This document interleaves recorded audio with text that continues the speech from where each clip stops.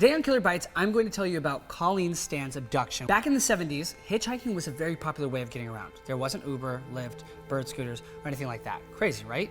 I know, what a world. While it seems a bit sketchy to get in some stranger's car, people trusted people back then. And more often than not, the rides were successful. But sadly, that wasn't the case for a woman named Colleen Stan, who was hoping to catch a ride from Oregon all the way to California. Instead of making it to her destination, she was abducted and kept in a box for 7 years. Yikes!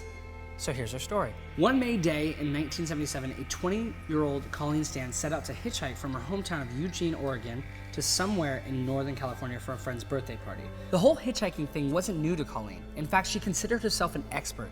She was really good at gauging who would be a good person to ride with, and during this trip, she had already turned down 2 people who offered her to give her a lift. I guess they just gave her bad vibes. But then this blue van pulled up. I mean, any van that I'm not getting in no van. There was a 23-year-old man named Cameron Hooker driving the car. His 19-year-old wife, Janice, was in the passenger seat, and they had a baby in the back. Colleen saw this smiling couple and their baby and felt safe and comfortable getting in their car. So that's just what she did. After Colleen got in, the group hit the road, but it wasn't long until they needed to make a stop at a gas station. There, Colleen got out of the car to use the bathroom. She said a voice was telling her to run and jump out of a window and never look back, but Colleen tried to reason with herself. She convinced herself that she was just having an irrational thought. So she calmed herself down, went back to the car, and it was back on the road for the foursome. But not for long. About 30 minutes later, the driver, Cameron, veered off the road and pulled over to an isolated area to take in the views. Oh gosh. Here we go. Then he put a blade up to Colleen's throat and forced her into a head box, which was a 20-pound box that confined her head, blocked out light and sound, and prevented the flow of fresh air. Wow, I'm not even claustrophobic, but that sounds downright terrifying. Cameron was a carpenter, so he knew what he was doing when he constructed the box. The soundproof lining of the inside also prevented Colleen's screams from being heard. Have you ever heard of one of those nightmares where you try to scream and nothing comes out? Yeah, that was like a reality for Colleen. Like, poor girl. With Colleen in the headbox, Cameron started driving again. He drove 300 miles to his and Janice's home in Red Bluff, California. Now, once they arrived, Cameron and Janice took Colleen downstairs to the basement where they tortured her in various ways. Colleen was tied to the ceiling by her wrists, blindfolded, electrocuted, whipped, bludgeoned, and burnt. The couple also forced her to watch and engage in intimate relations with them.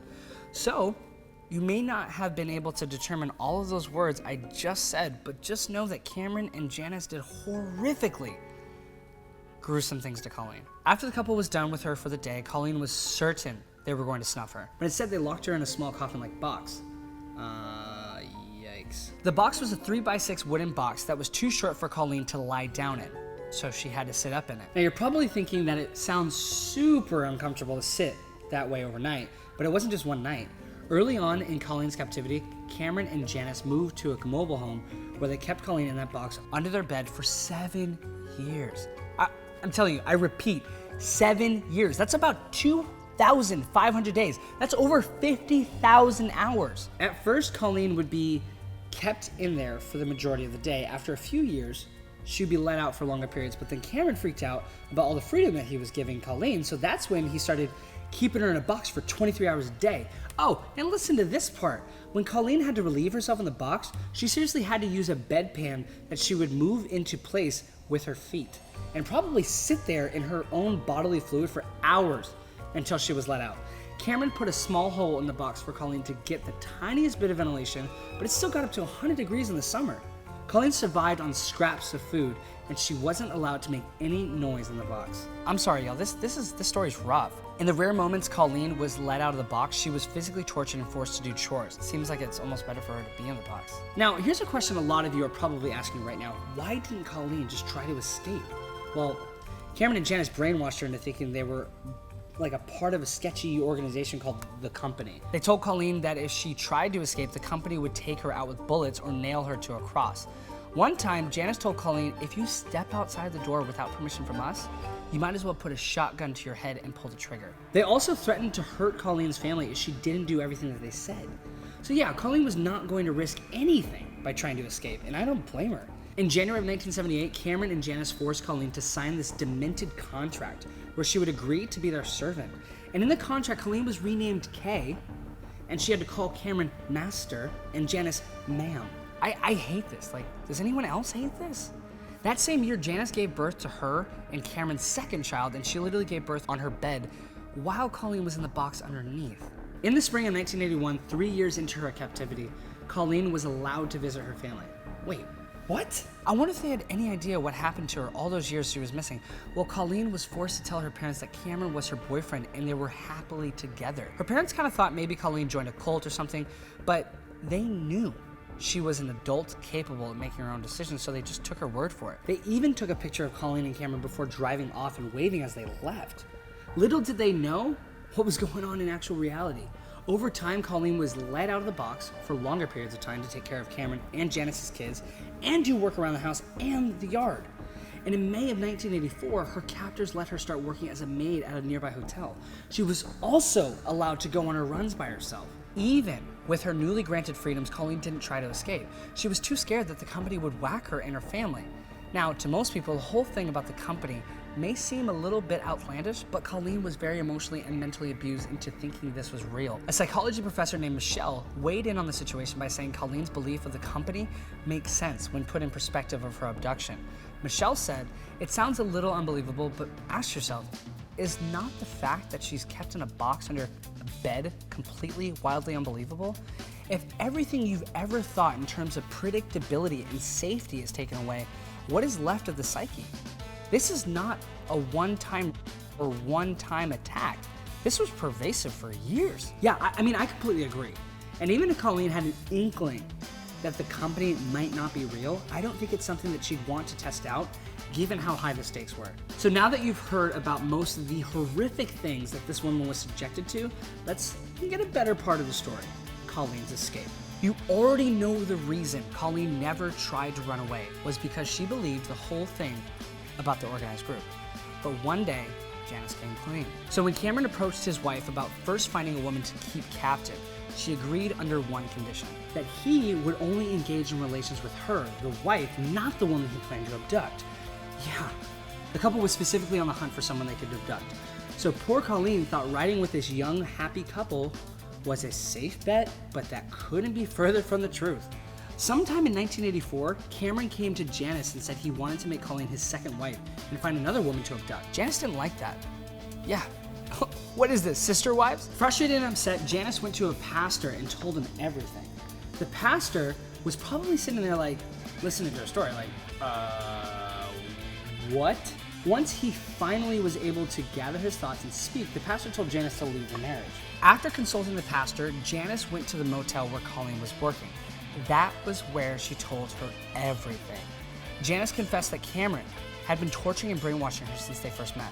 She said she was able to compartmentalize those parts of her life, and she got good at being in denial.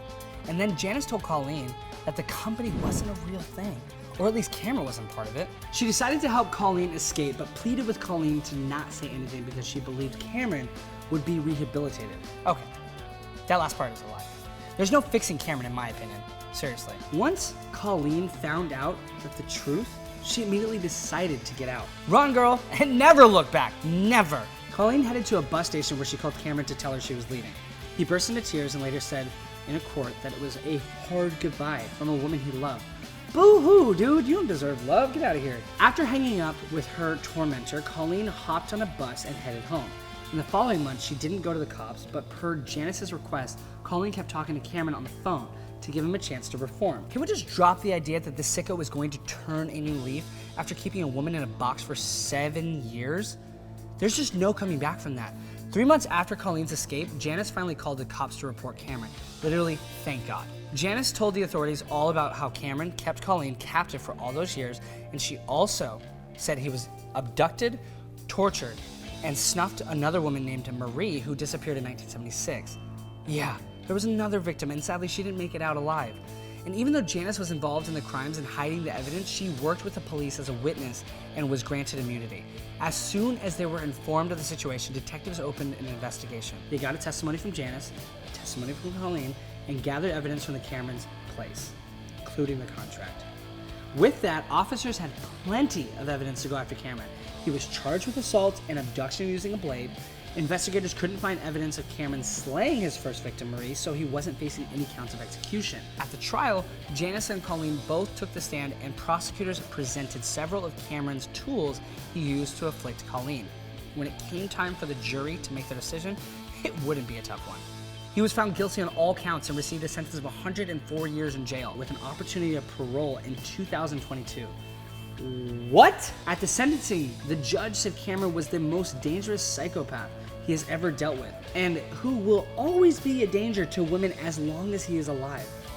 I mean, I couldn't agree more. So Cameron wasn't supposed to be eligible for parole until 2022, but somehow his hearing date was moved up 7 years. What in God's name? Who does this paperwork? That April, Cameron's request for parole was denied, and it was decided that he wouldn't be eligible for another hearing until 2030. But due to the fact of the pandemic, which has most commonly been slowing things down, court authorities reached out to Colleen and said they might be granting Cameron parole in March of 2021. Stop this, this has to be a joke. Why would they ever let this man out of jail? And early, I don't get it. At the time we're filming this episode, Cameron has yet to be released, but reports say he has a hearing scheduled very soon to determine if he should be classified as a violent predator and stay in jail or be put on parole. Now, all of this sounds absolutely insane, and I completely agree. But it's not completely unheard of for horrible criminals to be let go like this. A psychology professor said older offenders like Cameron, who's in his late 60s, don't tend to re-offend nearly as much as younger criminals. This is partly because they're just not as strong anymore. But another psychology professor said Cameron's case was extreme and can't just disappear with time. He said it's one thing to rehabilitate a one-time violent robber. It's another to make a sadist like Hooker better. The lack of remorse necessary to engage in Cameron's behavior and the kind of pathology that creates the appetite for, we certainly do not have any good track record in the world of psychology to modify that. Ding, ding, ding, ding! Now, I'm done expending my energy and breath on that sicko. Let's move on to Janice and Colleen. During court hearings, it was theorized that Colleen had Stockholm Syndrome because she basically said she still cared for Cameron when he would do nice things for her, like letting her celebrate her birthday and giving her a Bible. It sounds like a bit strange, but this kind of thing happens to people who experience intense stress like Colleen. I mean, think about it.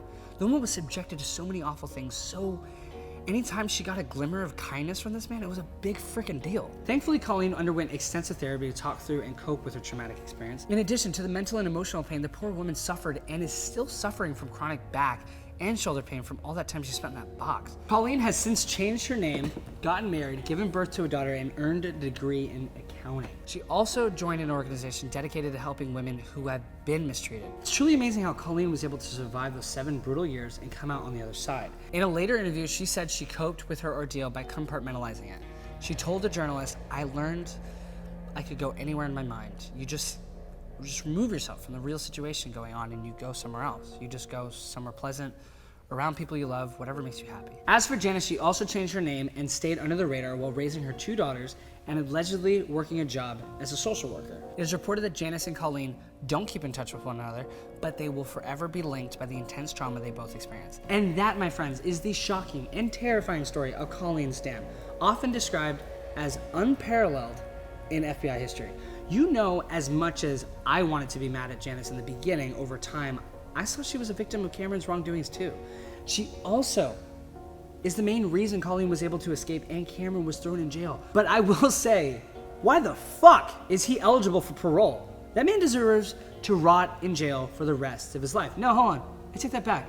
He deserves to rot in a box underneath the jail. Okay, if I keep talking about this, I'm gonna get more and more fumed and more mad, so I'm just gonna stuff my face with this purple sweet potato pie and watch a rom-com, because that's what's really gonna calm me down. I'm gonna prescribe the same thing for you folks at home too. So I will see you guys next time. Thanks for watching.